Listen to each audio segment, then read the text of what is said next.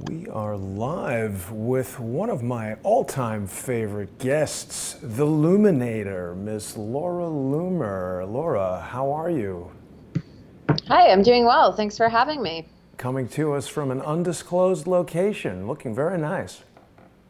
Thank you. Appreciate Now, it. Laura, you've been tearing it up lately, getting in the faces of some of the most objectionable people around, Michael Avenatti, Keith Ellison, but you've been banned from Twitter. This is not the first time. Tell us what's going on.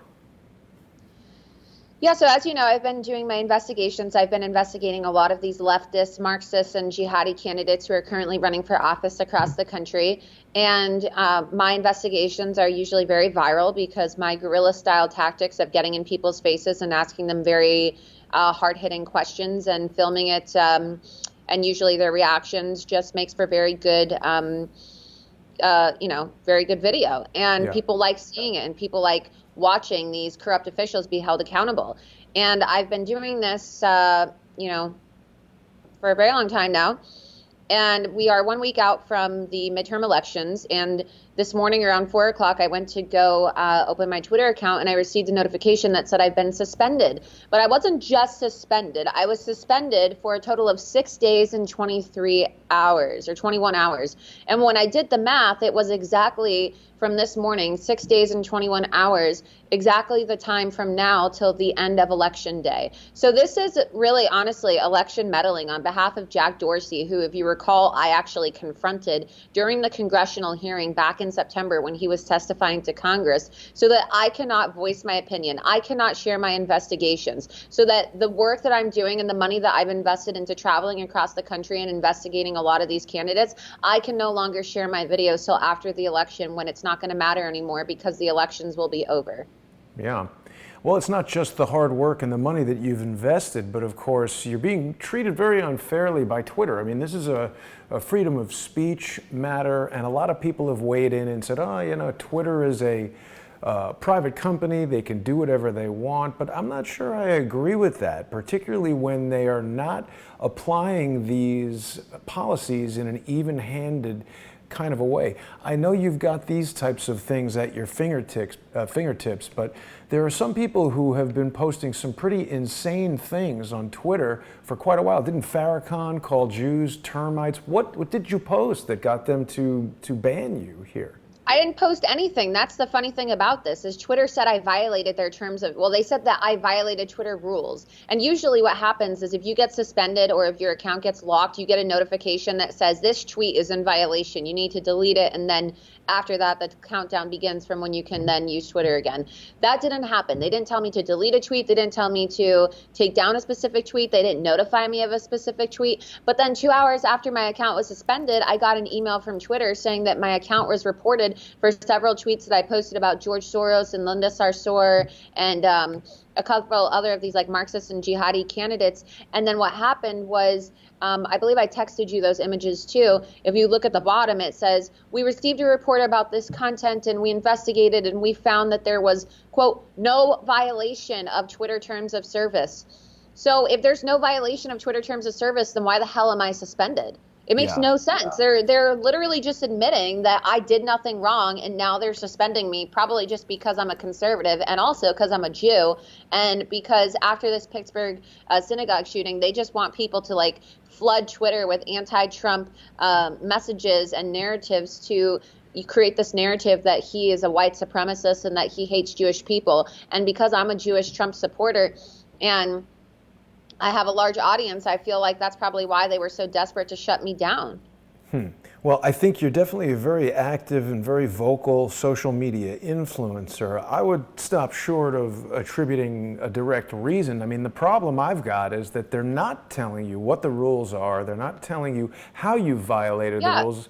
Irrespective of it being a private company, they do, that doesn't exempt them from adhering to our constitutional rights. And if we want to totally sidestep that part of the conversation, there's certainly an end user license agreement. Twitter cannot build its platform on the back of users like yourself who draw people there and then change the rules as they go. You know, Laura, our Exactly. mutual friend Larry Klayman, who's the founder of Freedom Watch, he's currently got a lawsuit going against Twitter, Google, Facebook, and Larry's just put up a tweet where he's showing some further evidence that the social media companies are colluding to restrain trade. Now, that's certainly something that a private company is not allowed to do. And I want to let everybody know who's watching right now, you're going to be on the War Room with Owen Schroyer. People can go to Infowars.com and watch that. They've been banned as well. Yeah, and also too, Larry Klayman is my lawyer. He's my attorney. I spoke with him yesterday, and you know, who knows? I am, you know, in talks with him about potentially joining this lawsuit against these social media companies that are infringing on the rights of conservatives. And, you know, we had talks about him representing me in other lawsuits against members of the media as well for just their lies and their constant defamation and smear campaign against me in the way that they call me a Nazi when I'm a Jew, and, you know, just spreading total lies about me in a way to discredit me. So, you know, Larry Klayman, if you aren't familiar with him already, you know, you should support what he does. He is the founder of Judicial Watch and Freedom Watch as well. And Freedom Watch as well. But yeah, I look forward to this, and I'm exploring my options with Larry Klayman because, as you know, Larry Klayman has been helping me out through the course of my career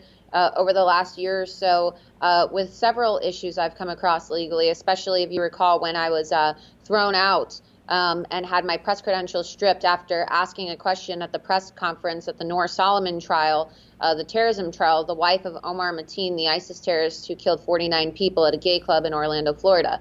And so I was pretty much arrested inside the hallway of the entrance of the courthouse because they refused to tell me why they wanted me to leave, and they basically violated my constitutional right, my freedom of the press, and they stripped me of my press credentials without any given reason whatsoever, despite the fact that they had issued those credentials to me. And then we found out after looking into this Judge Barron, that he was an Obama appointee. So it's not just the social media companies. There's a lot of these activist judges. There's a lot of people in positions of power all across America that are working to sabotage conservative journalists like myself, whether it be on social media platforms, whether it be on different types of payment and economic platforms like GoFundMe, Patreon, and PayPal, or whether it's in the courthouse when you're reporting on a story as a conservative journalist.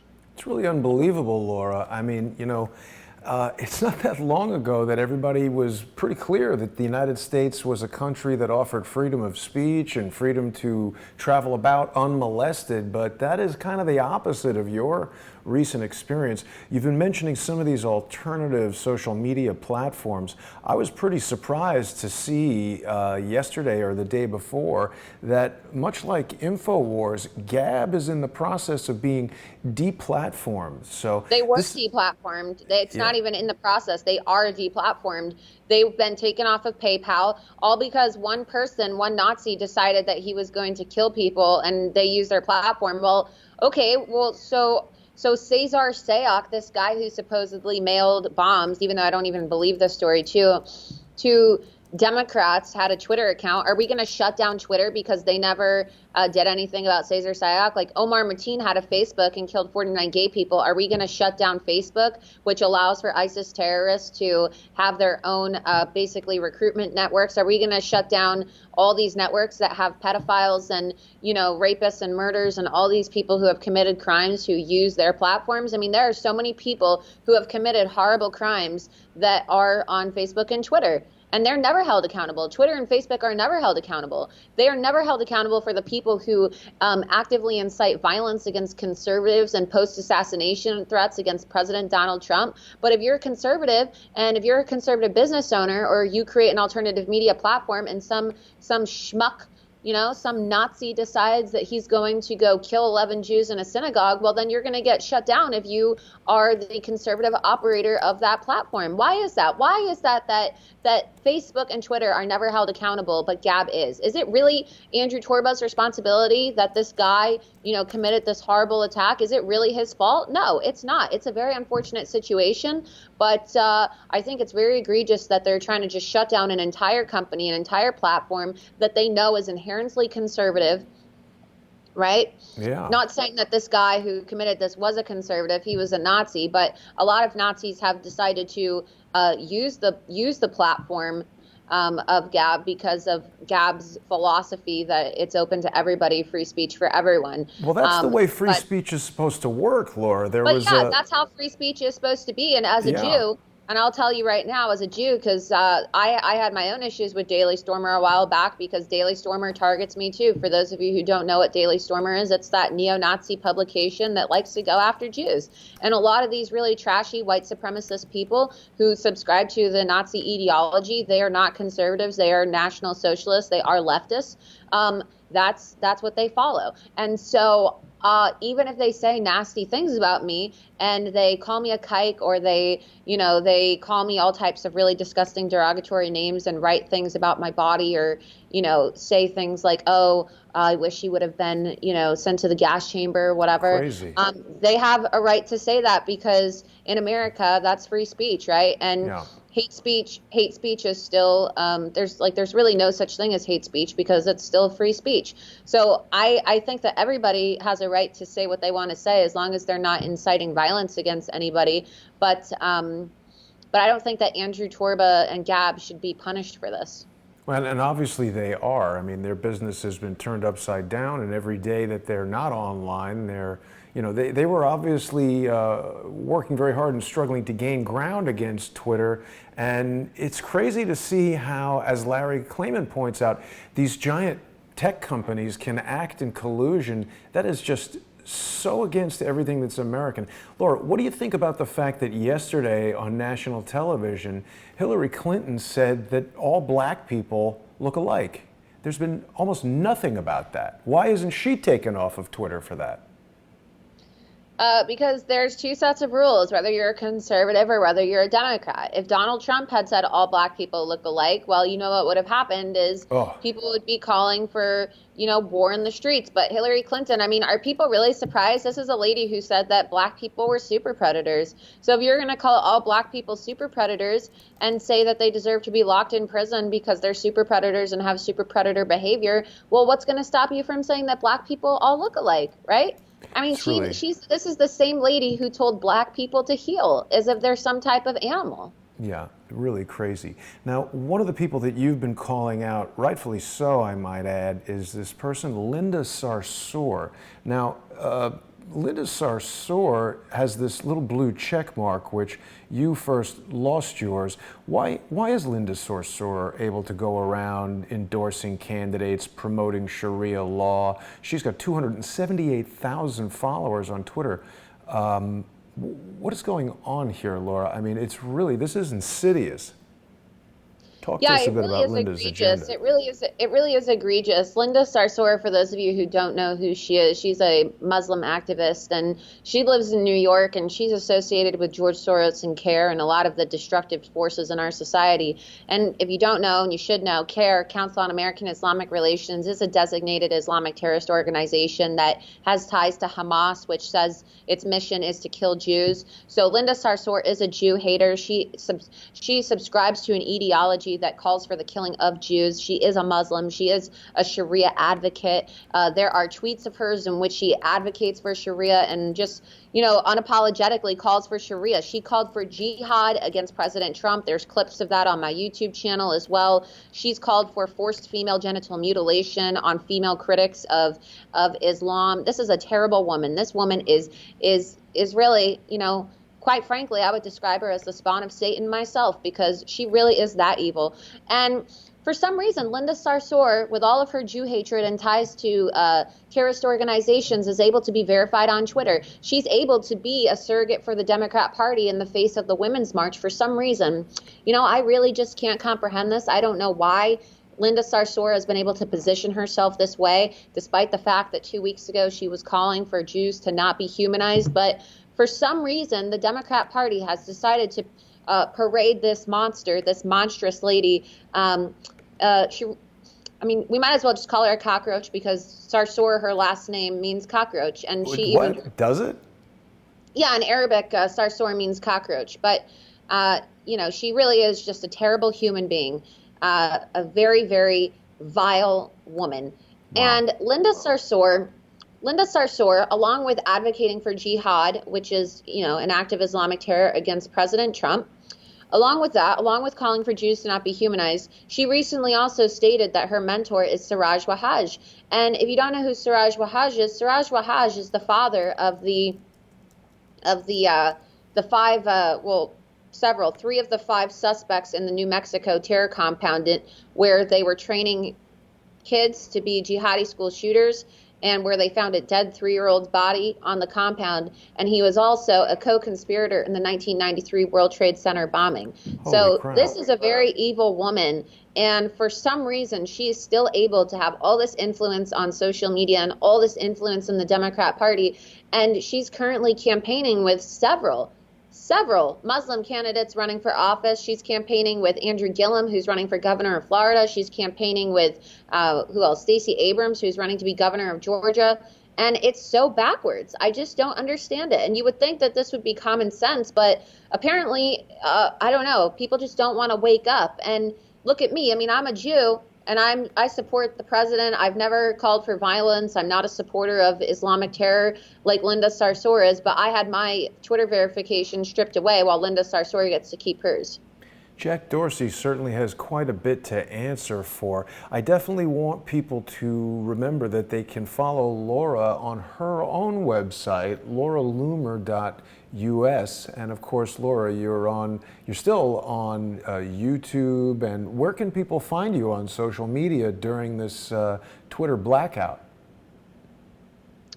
Well, I guess you can subscribe to my website, lauraloomer.us, and you can also find me on YouTube as well. And my Instagram, which is Looms93. I post a lot of my work on my Instagram as well. But I would really just encourage you all to subscribe to my website, lauraloomer.us, because, it's really unfortunate. I've invested a lot of time and energy into exposing a lot of these candidates, and really I'm just trying to protect Americans, because people like Linda Sarsour and her associates, they themselves are a direct threat to our national security. I mean, Linda Sarsour is advocating for acts of Islamic terrorism in this country. Wow. She is connected with people who are members of Hamas. She is connected with people who tried to blow up the World Trade Center. She is connected directly to Siraj Wahhaj, whose kids were just training jihadi school shooters to basically attack an Atlanta hospital. Wow. This is all information, confirmed by the FBI and law enforcement. So I don't understand why she is able to participate in our political system. I don't understand why she hasn't been kicked off Twitter. But then if I expose these Jew haters and these people for who they are, then the Muslims from CAIR, the Council on American Islamic Relations, a terrorist organization, of course, they harass me online. They call for me to be shut down. They call for me to be banned. And then all of the liberal Jews who don't want to wake up and realize that these people are fooling them, people like Linda Sarsour and these so-called Muslim advocacy groups, which all tend to have Muslim Brotherhood and Hamas ties, right? Their sole mission is to kill Jewish people. But for some reason, these left-wing Jewish organizations have aligned themselves. So I get attacked by left-wing Jews. I get attacked by Muslims, jihadis. I get attacked by leftists. I get attacked by all types of people simply because I'm reporting the truth. You're incredibly brave, Laura. I mean, whether people love you or hate you, they cannot deny that. You're going up against some extremely powerful adversaries. Are you familiar with the speech that Kennedy made where he spoke about us being faced with a massive conspiracy that was going to rely on infiltration rather than invasion? And it seems to be exactly what we're seeing right here with these people that you're describing. Now, Well, recently, it is. Laura, It is. And I haven't seen this speech, but it really is. And for all of you who want to know, it's not a conspiracy theory. It's a document called the Explanatory Memorandum. And the Explanatory Memorandum is a document that is, it's a Muslim Brotherhood document that was recovered in a 2004 raid in Annandale, Virginia by the FBI in the home of a Muslim Brotherhood operative in Virginia. And you can look it up. Type in Explanatory Memorandum, and it outlines the Muslim plan to take over and infiltrate the United States of America through all of our political, educational, and media institutions. So for those of you who think it's a conspiracy theory or you think it's Islamophobic, right? There's no such thing as Islamophobia, first of all. But for those of you who have allowed yourselves to be manipulated by the the NPCs and all these politically correct individuals who want to say that there is no such thing as a Muslim takeover, well, I would encourage you to read the Explanatory Memorandum, because indeed there is. People can go to the Center for Security Policy and read that explanatory memorandum. So, Laura, you recently were at Politicon, where you had opportunity to speak with Alyssa Milano. She is advocating for Sharia law. She's not. She's not. But thank you so much for your question. She actually did. What did she say? But she enforced Sharia law. No, please, and you also So you're educating Alyssa Milano and her fellow panel members here Yes. that Yes, I their did. friend Linda Sarsour is in fact advocating for Sharia law. Did Alyssa Milano have any kind of satisfactory response? Did she address this in any way other than asking you to leave and forcing you out of the room? No, she made me leave, and she lied to everybody in that room, just like she lies on a daily basis about everything else in her life, right? Like when she's not dodging, not paying her taxes, she's lying to women to make a quick buck. That's Alyssa Milano for you. But if you watch my video, I clearly laid out the evidence, and I had the evidence in my hand too, the tweets from Linda Sarsour in which she advocates for Sharia. And because Alyssa Milano is a coward, and because Alyssa Milano isn't very intelligent, she just kind of like gets paid to sit there and look attractive and, be a voice to dupe women to join this fake feminist movement, the Me Too movement. She didn't listen, and she had me thrown out. And then Linda Sarsour, without directly mentioning my name, just kind of went on Twitter and was like, Alyssa Milano doesn't have to speak for me and my actions. And, it's just, these people are egregious. They have double standards. They want to dupe women. They're selling millions of women alive with this bullshit Me Too movement, really. The Me Too movement hasn't done good for anybody. It's a fake feminist movement. It's a sham.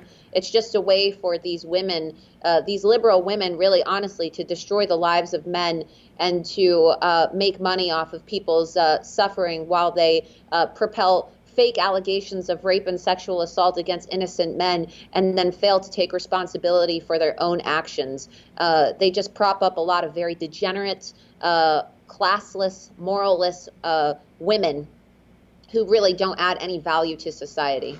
Yeah, I tend to agree with you, Laura. You and I tend to choose words slightly differently, but it does seem like this Me Too movement is taking advantage of certain people and making it harder for legitimate victims to come forward. When we get somebody like Blasey Ford giving that testimony with no evidence, and we've got a senator trying to convince people that we have the right to be believed, totally eschewing the right to be presumed innocent until proven guilty. That's a dangerous climate that we've got. And it's so strange that we've got Juanita Broderick, we've got Leslie Milwee, a number of other women who have credible claims. They remember where they were, when it occurred, what Bill Clinton smelled like when he attacked them. Women accusing Bill Clinton of full-on, out-and-out rape, violent attacks, not even getting examined. Yeah, and that's what I said to Alyssa Milano too, because she once tweeted, "Oh, I love you so much, Bill Clinton. You're so great." And then, That's so crazy. I don't understand, like, how are you going to be a representative for the Me Too movement and then also tweet how you love Bill Clinton? And that just doesn't make sense. You can't do that. That's not acceptable. That's, Definitely that's what not. I mean about this double standard. And so I asked her, I said, well, do you disavow Bill Clinton? And of course, like I said, these women are not intelligent people. They have their scripts written for them. They are not able to think intelligently, or a lot of these women don't even really like pay attention to the facts or the current events at hand. They just have PR companies working with them who tell them what to say, when to make a scene. And then the media is there to film them so that they get attention for these stunts that they pull. But of course, Alyssa Milano just being very, weak-minded and, like I said, very unintelligent. She didn't really have much of an answer. She was stuttering. She looked very nervous, and she was just sitting there, and she goes, yes, I did disavow, and yes, and I answered your question, so have a nice day. And, I just don't think like they're very good representatives, people who should be representing women or any type of movement. Because if you can't even form a coherent thought without having a script in front of you, and if you have to lie in order to defend your positions, and if you have to throw a woman out, silence a woman while you're sitting on a panel talking about how all women deserve to be heard, you're a sham, you're a fraud. You should just leave. You should just go away. Right? Yeah. Well, I mean, I agree with you. I don't know why people care about or listen to what Alyssa Milano has to say. I think you showed her who the boss was, that's for sure. Yeah. If that joke even still makes sense. I get. And I said that. I said, who's the boss now, Alyssa? But, that's the thing about these women. And I don't know. I just have a lot of built up, frustration because I just don't understand why people refuse to see the light. I think for me, when I lay out the facts and I bring this to their attention, and I'm very respectful, and I bring evidence and I bring documentation and I bring video and I bring tweets and I bring their own words for them to see and ask them to condemn and disavow, and they call me a liar. It's like, this is what we're up against, right? What is the point of even having, empirical evidence or facts or truth when the media is just going to side with these liars? I mean, They are lying. They are duping women into thinking that this is a real movement. Yeah. That should be taken seriously, and it shouldn't. And speaking of liars, you also recently had an encounter with everybody's least favorite lawyer, Michael Avenatti. Now, Avenatti, of course, brought gang rape charges against Judge Kavanaugh. What can you say? It was disgraceful, particularly how he went and attacked you for your physical appearance. This is a guy who's, representing a porn star. He's hardly a champion of women. You're just going to bark at me. I know you love talking. Are you going to keep barking at me? Keep talking. Before I ever met Stormy Daniels, I had over $1 billion in verdicts and settlements. I was a highly successful attorney with nearly 20 years of experience. So you have no idea what you're talking about. Are you going to let me finish? Are you going to let me finish? You know those allegations Are you going to let me finish? false. No, they're 100% true. Why wouldn't you let the FBI? Why wouldn't you let the FBI investigate? Why?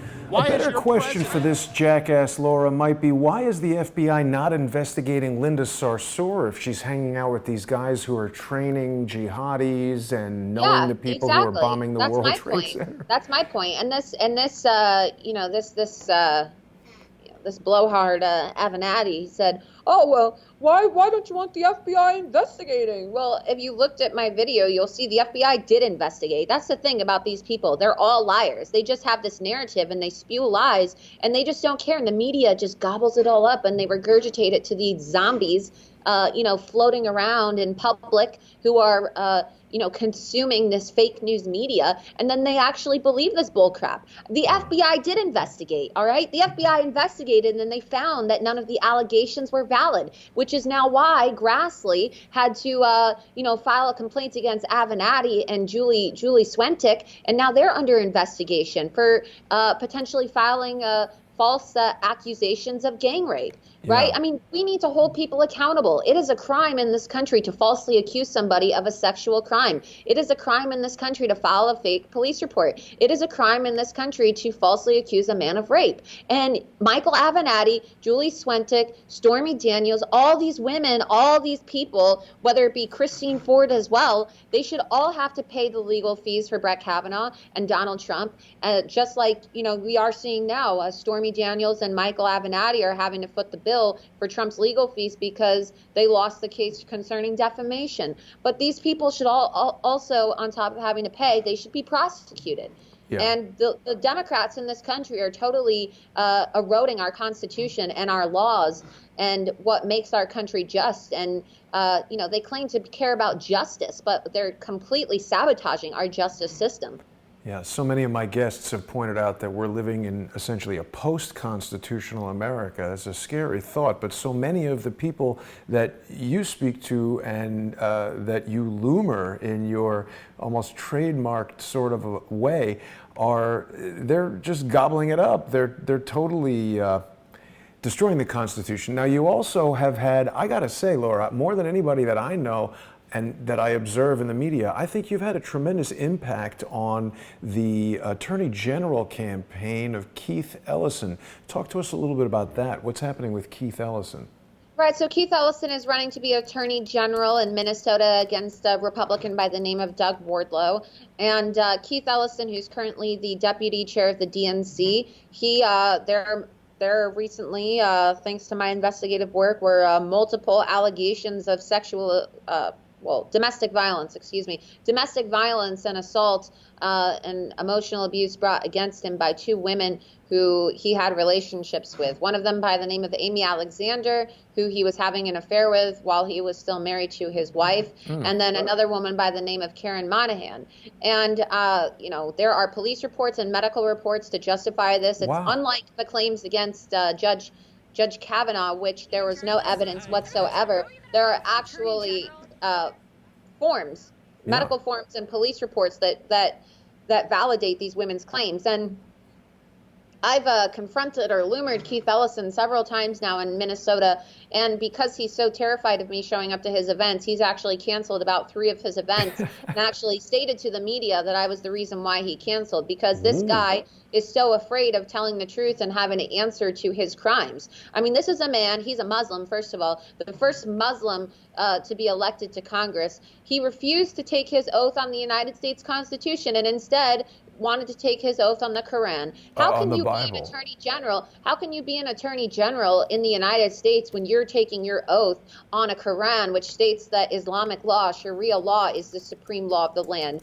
opposed to the Constitution? Sharia law and the United States Constitution are incompatible with one another, which is why, in my opinion, it's not possible to truly be a Muslim American, because unlike Jewish Americans and unlike Christian Americans, Muslim Americans have dual loyalty because they don't truly uphold and respect our Constitution, because to be a Muslim is to fully embrace the Quran and Sharia law and the ways and the life of the Prophet Muhammad. And if you don't, well, then you're not a real Muslim. You're an apostate, which is a death sentence in Islam. And so true Muslims believe that the Quran, Sharia law, is supreme law, which means that it's just a logical question. How can you really be an American if you think that some other law, especially Islamic law, is supreme to the United States Constitution?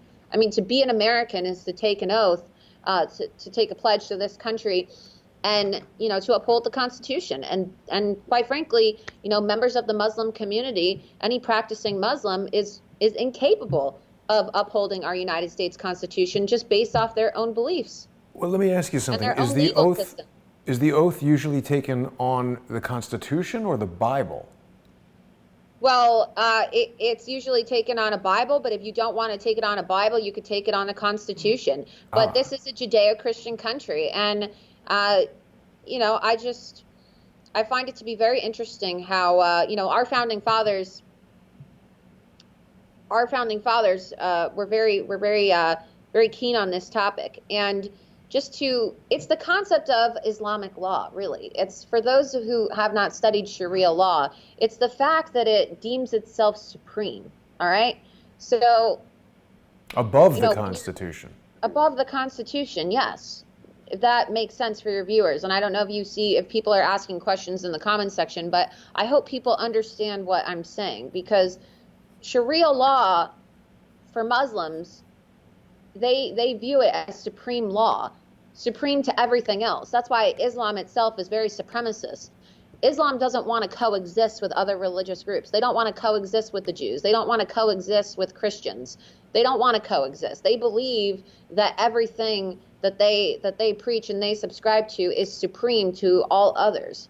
That's why when you have these acts of Islamic terrorism, these jihadis chant Allahu Akbar, because they're saying God is the greatest, or greater, greater than everything else, greater than the Jews, greater than the Christians, greater than your God. Wow. We can't have that. We can't have that in this country. No, I mean, certainly. if our country allows for people to have religious liberty and freedom of religion, well, there really is no freedom of religion when you're talking about Sharia law, Islam, because the only thing that is supreme, the only thing that has legal authority under Sharia in the eyes of Muslims is Islam. The laws of Sharia law. I mean, I it's agree just, with you completely, Laura. These are things that everyday Americans need to really be able to understand and comprehend. And unfortunately, because of the brainwashing of students and the total hijacking of our educational institutions by radical left-wing professors and teachers and so-called educators who now teach through a politically correct lens.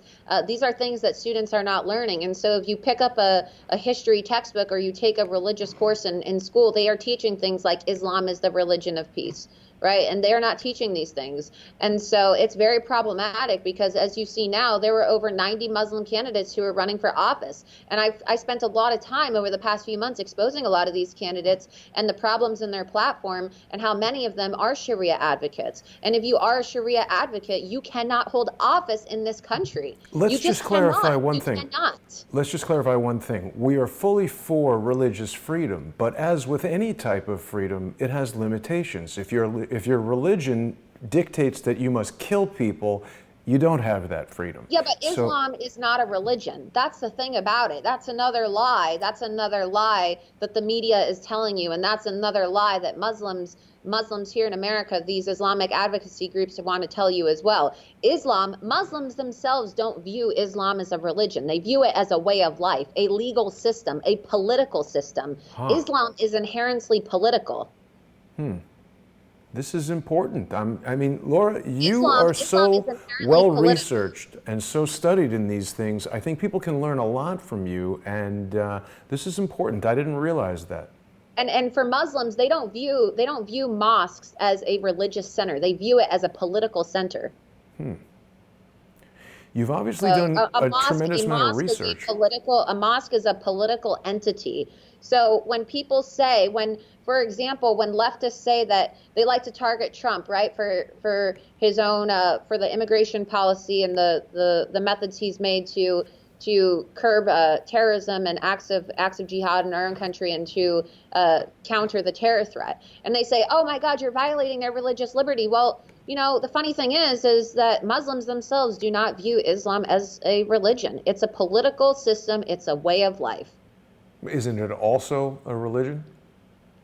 Well, for Muslims, it's a political system. It's a complete way of life. Above anything else, Islam, and if you listen to Muslims and the way that they talk, Islam is viewed as a way of life. It's a political system. Islam has its own legal code, its own laws, its own political structure. It's a political ideology above anything else.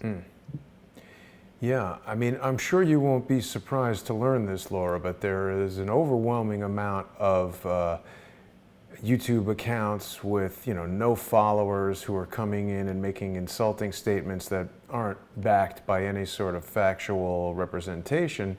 But, there's a real problem happening now on the internet where freedom of speech is gone. Freedom of anonymity for people to make fake accounts and insult people and threaten you and insult me and do whatever they want behind the mask of a fake account or an Antifa mask. That's, virtuous according to whoever is doing this.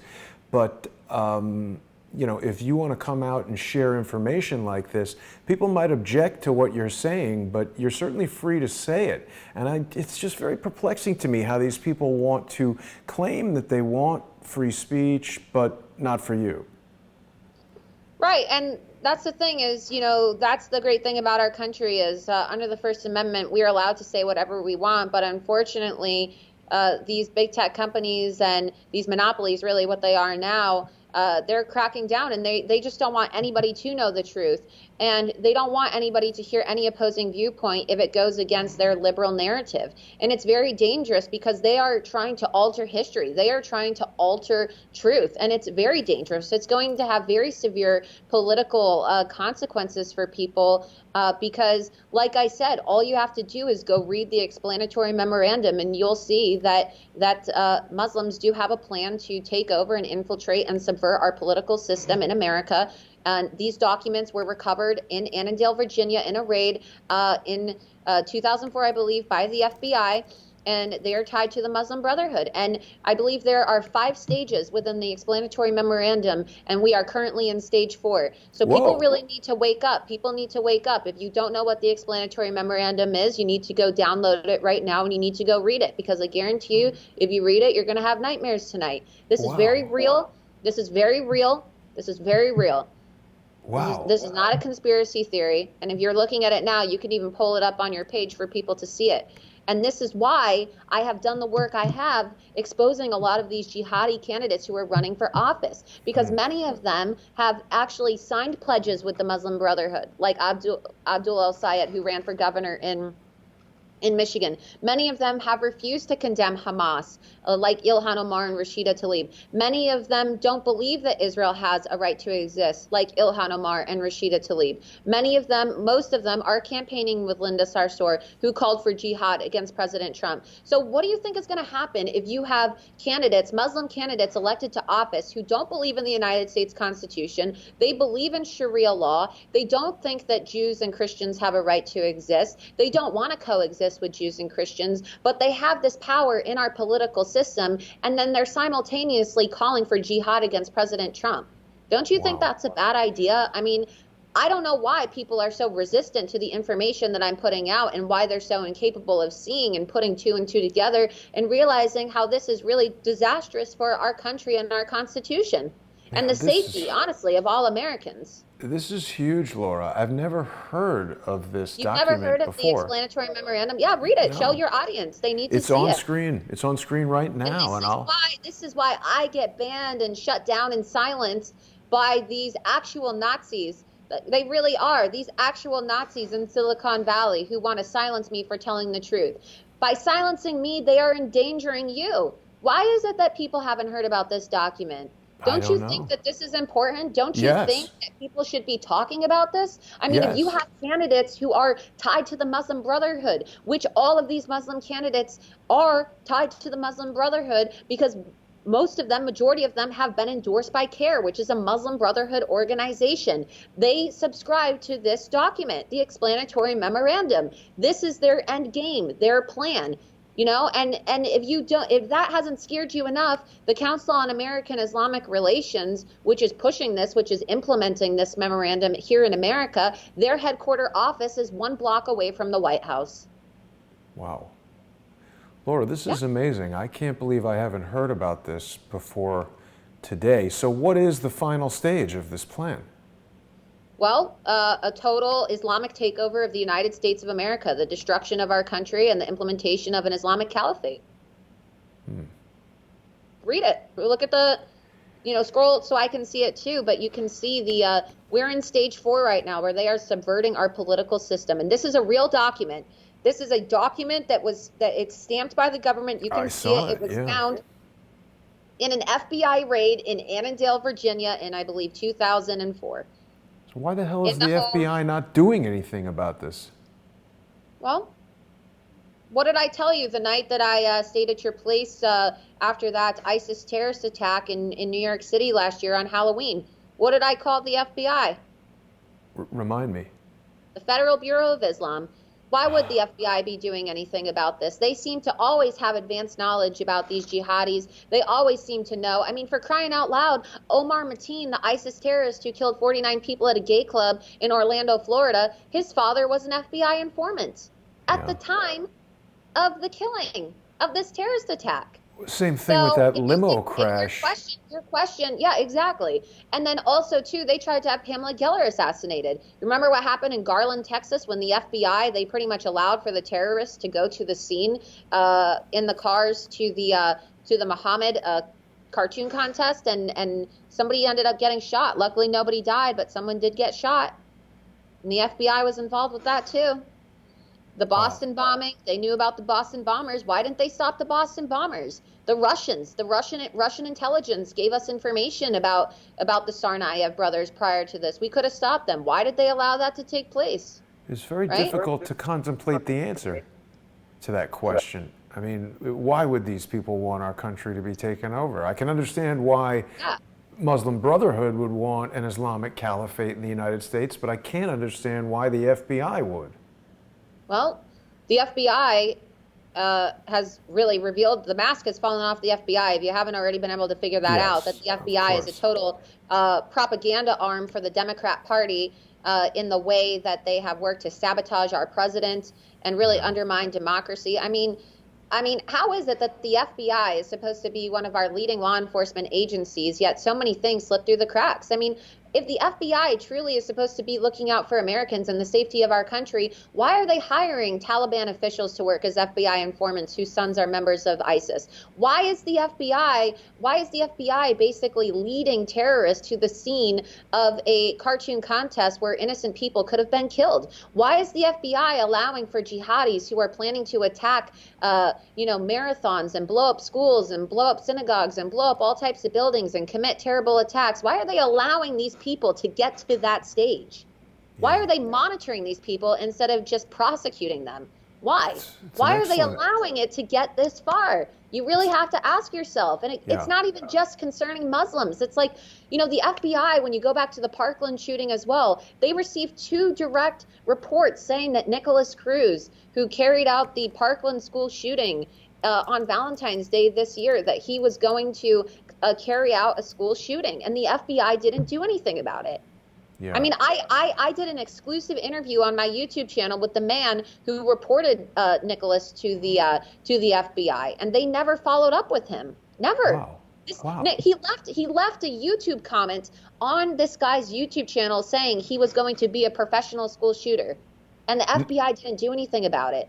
They said that they didn't have enough information. Nicholas Cruz used his real name. He said, "I want to be a professional school shooter," signed Nicholas Cruz. I mean, the FBI is either totally incompetent or they are complicit. Wow.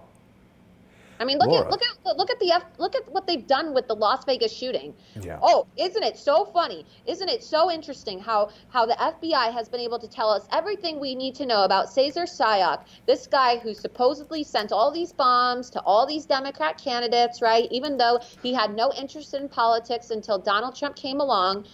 That's not suspicious at all. He was a felon, but somehow he was able to register in the state of Florida as a Republican, even though felons can't vote. Wow. Well, the FBI didn't really know. They claimed that they were monitoring him and his fingerprints were in the system, but we don't know how this happened. We don't know why and how he decided to do this, but we haven't heard anything about Stephen Paddock, right? They're able to pinpoint all this information and give us all these strange details about the life of Cesar Sayoc, who allegedly sent these fake bombs to Democrats and CNN. But we don't know anything about Stephen Paddock. Isn't that interesting? But what is the difference between Cesar Sayoc and Stephen Paddock? Well, Cesar Sayoc, as far as we know, there isn't any type of Islamic connection here. But what happened in the aftermath of the Las Vegas shooting? Oh, yeah, ISIS claimed responsibility 4 times. So there's your answer. The FBI is very involved in covering up Islamic terrorist attacks. Believe me. Yeah. And You raised a very good point about this van that they tied to Cesar Sayoc. It looks like the stickers were stuck on there 5 minutes before the photo was taken. I think anybody who's been to Florida would know that if these stickers had been on there even, since a year into Trump's presidency, they would be pretty faded, sitting out in the sun all day. It rains all the time in Florida. Even if they were stuck to the inside of the window, they'd be faded. There's a lot of things. The bombs, yeah, I but agree, they were parody stickers too. So at first I thought they were ISIS stickers too, and I was looking at them and I was like, oh my God, is that an ISIS flag? But I guess, from zooming in, I couldn't really tell, but I guess they said that it was a parody sticker or whatnot, so it wasn't a real ISIS flag. But regardless, still, there was still ISIS imagery. But isn't it interesting how we know everything about this guy, and they were able to pinpoint him in 2 days and tell us everything we need to know? And yeah. I know people who were interviewed and who, I'm supposed to be interviewing some of these individuals as well who knew Cesar Sayoc, and the FBI was able to pinpoint them immediately, go to their house, take all the information off their computers and their phones, and ask them everything they knew about this guy. But we don't know anything about Stephen Paddock. But like I said, the difference between this and Stephen Paddock is the fact that there's an ISIS connection involved, a Muslim component. And every single time there's anything Islamic that the FBI gets its hands on, it's automatically corrupted and we never know the truth. And I love how people like to say it's a conspiracy theory to say that ISIS carried out the Las Vegas shooting, despite the fact that Representative Scott Perry from Pennsylvania even went on Tucker Carlson himself and said that members of Congress had been briefed on information that suggests that ISIS terrorists came over through the U.S.-Mexico border and participated in Vegas, right? It's so interesting how that is it's so interesting how that's a conspiracy theory. But it was also told 2 years after the fact, when Omar Mateen killed 49 people in the gay club, that his dad was an FBI informant. So who knows? Maybe 2 years from now, when the federal lawsuit goes to court, since MGM, the scumbags that they are suing the victims of the Las Vegas shooting, crazy. We'll find out 2 years from now that, Stephen Paddock was actually some type of informant, and this actually was an ISIS terrorist attack, just like we all knew and predicted all along. The FBI never tells the truth. There's a definite conspiracy going on in Las Vegas between the FBI and the Las Vegas Metro PD. You've been pivotal in pointing that out. Laura, you're sharing so much valuable information today. I've learned a lot listening to you. It really underscores how important it is for people to go to lauraloomer.us and support what Laura is doing. This type of independent journalism, it's extremely difficult to do, not just from a financial standpoint, but Laura's getting attacked on every front. I also want to encourage people to go over to patreon.com/Laura Loomer. You can sponsor Laura there and become a monthly sponsor of her work and unlock some of the videos that she's got stored there. It's really important that we, as independent journalists, diversify our platforms, because we see every day Gab being totally removed, InfoWars being totally removed, Facebook, YouTube, Google and Twitter and Apple, Spotify, all working together. These are some of those powerful companies in the world. Right. So the only hope we have is to stand up together, support Laura, support Crowdsource the Truth. Laura, you are absolutely amazing. Every time I talk to you, I'm more impressed than the last, and it's been too long since our last conversation. I know you've got to go speak to Owen, but let's be in touch. Yeah, and I just want to say, for those of you who were following me on Twitter, because I've been shut down in an act of election meddling by Jack Dorsey, who is trying to censor me from informing people about these Marxist and jihadi candidates. My suspension on Twitter is mathematically, if you do the math and you look at the time from this morning, it ends as soon as voting would be done in the United States on Election Day. So this was just an attempt to silence me and prevent me from getting the truth out, especially given the fact that Twitter sent me a notice saying that I didn't violate any terms of service, yet they still suspended me. So in the meantime, please follow me on my Instagram. It's Looms, LOOMS 93. I post a lot of my content there as well, and I'll do some videos on the story section for you there as well to report on some of this information. And then you can also follow me on Facebook if you still use Facebook, not like Facebook is any much better than Twitter. Mark And Zuckerberg they is still a own Nazi. Instagram too, so that's an interesting Yeah, thing. but still, I'm trying to get out information in as many ways as possible, even though there's this total assault on conservatives and free speech in this country. But my official Facebook page is Laura Loomer Official. But the best way to really make sure that you can always reach me is by subscribing to my website, lauraloomer.us, and then you'll receive my exclusive email updates. I don't spam people with emails, but I do send emails with my videos every once in a while and keep you updated on what's new. And then there's information on there as to how you can contact me. You can send me tips. You can send me emails. You can send me checks. You can, support my work. I have a merch store as well. So however you want to connect with me, there's a way to do that on my website. It's so important to support what Laura is doing. She's sharing information that we're not getting anywhere. Unfortunately, the internet is going really slow here, Laura. I'm having a difficult time. There you go. There's your merchandise store. You can get Loomered t-shirts and mugs and this very flattering image of Hillary. Not with her. Very good. All right, Laura, listen, I will speak to you soon. Have a great time speaking to Owen Schroyer. Everybody should tune in on Infowars.com and catch Laura's appearance. Looking forward to what you and Larry Klayman come up with. Best of luck to you, Laura. I'll speak to you really soon. I'll talk to you soon. Thanks. Bye. Take care. And thanks everybody for watching. Appreciate all of our viewers. This has been a great segment with Laura Loomer, and I will be back later tonight at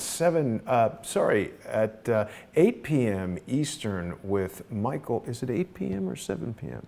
I should know that. I think it's going to be 8 p.m. Eastern is when we're usually doing More Pain, Michael's book. Pain, How We Dismantled the FBI in Our Pajamas, is out now. If you don't have it, go to Amazon.com and get that book. And if you're not yet subscribed to Crowdsource the Truth on Patreon, please go to patreon.com/crowdsource the truth. More Pain is one of those only on Patreon shows. So if you're sponsoring Crowdsource the Truth, or if you're sponsoring True Pundit at patreon.com, you're going to get access to that show. I will see everybody in just a little bit. Thanks for watching.